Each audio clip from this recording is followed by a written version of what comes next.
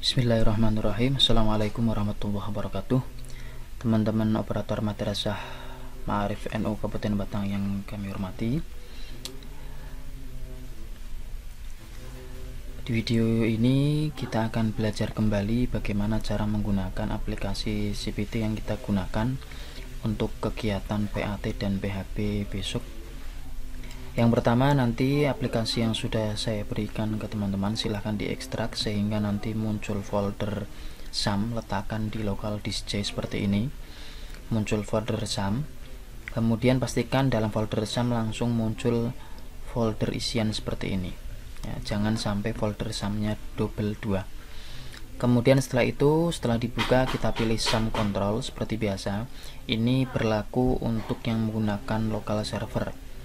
Bagi yang menggunakan hosting, nanti berarti langsung mengakses alamat atau website dari CPT-nya. Kemudian kita klik start, Setelah itu kita masuk, buka browser, kemudian kita ketikkan localhost. Setelah masuk ke localhost, kemudian kita klik login operator di pojok kanan bawah. Setelah itu silahkan kita login ya, menggunakan user password yang sudah saya berikan kepada teman-teman semua. Kemudian teman-teman jangan lupa untuk melakukan pengaturan di menu pengaturan. Di menu pengaturan ini teman-teman silahkan masukkan nama madrasahnya, kemudian keterangannya, yaitu misalkan PAT dan PHB 2023 seperti itu. Nah, di sini ada link login operator. Teman-teman bisa pilih ya atau tidak. Kalau ya, berarti saat membuka aplikasi pertama kali di kanan bawah itu ada menu link login operator. Kalau tidak, berarti teman-teman harus menghafal alamat loginnya. Kemudian log mobil Exambro kita pilih tidak saja, karena nanti akan malah merepotkan kita karena harus pakai Exambro bawaan dari aplikasi ini, sedangkan kita menggunakan Exambro milik Ma'arif sendiri.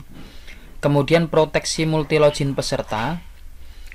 Di proteksi multi login peserta ini teman-teman opsional ini ya, tergantung madrasahnya masing-masing, boleh ya boleh tidak ya. Jika diaktifkan maka user tidak bisa login di dua perangkat, peserta hanya bisa login di perangkatnya sendiri. Dan kalau logout wajib kita reset di menu reset data login ini, di menu reset data login. Jika peserta logout keluar, itu harus login ulang, tapi harus di reset seperti di kegiatan ujian nasional. Kemudian tutup ujian jika peserta logout. Nah, jika peserta logout keluar dari sistem, maka dia dianggap selesai. Ini juga opsional, teman-teman mau ya atau tidak. Kalau kita mau ketat ya kita bisa pilih iya. Jadi kalau dia keluar dari aplikasi Exambro atau bahkan mungkin dari Google Chrome, maka dia dianggap selesai. Jadi dia tidak bisa bolak-balik keluar aplikasi dengan bebas. Kemudian deteksi browser ujian aktif. Mendeteksi apakah peserta membuka Windows lain selain browser ujian. Jika terdeteksi, peserta akan diarahkan untuk logout. Kita pilih ya agar peserta tidak bisa membuka aplikasi lain selain aplikasi ujian. Ya, kalau sudah seperti ini, kalau sudah defaultnya seperti ini, kita pilih simpan pengaturan. Nah, untuk pengaturan selesai. Yang pertama, kita pastikan kita mengisi mata pelajarannya. Nanti silakan teman-teman menambahkan mapelnya.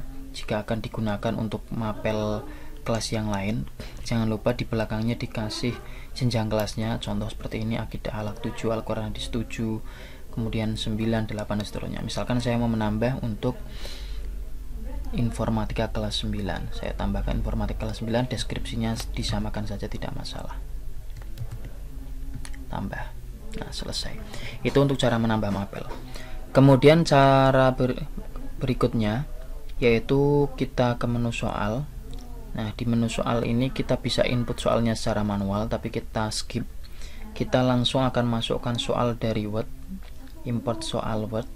Nah, untuk import soal Word ini teman-teman silahkan buka template yang sudah teman-teman buat atau guru mapelnya yang sudah membuat.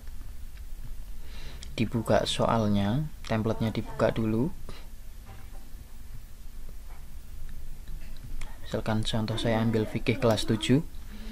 Nah, setelah itu teman-teman tinggal blok saja tinggal blok saja seperti ini sehingga terblok tabelnya semua. Nah, untuk bagaimana cara membuat templatenya sudah saya jelaskan di video sebelumnya tahun kemarin. Silahkan teman-teman buka lagi link YouTube-nya di grup ya. Copy ya, di blok tabelnya full seperti ini, kemudian copy. Setelah copy kita masuk ke import soal Word. Di import soal Word kita pilih mapelnya, jangan lupa jangan sampai salah ya.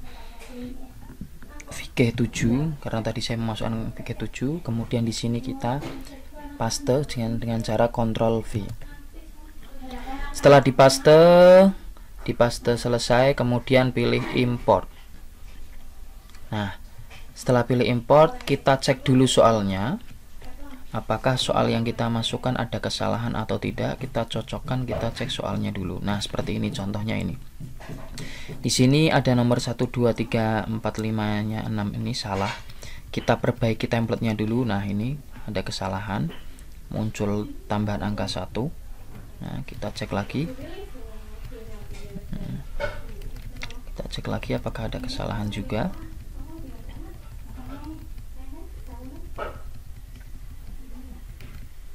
Nah, ini nomor 18 juga ada kesalahan.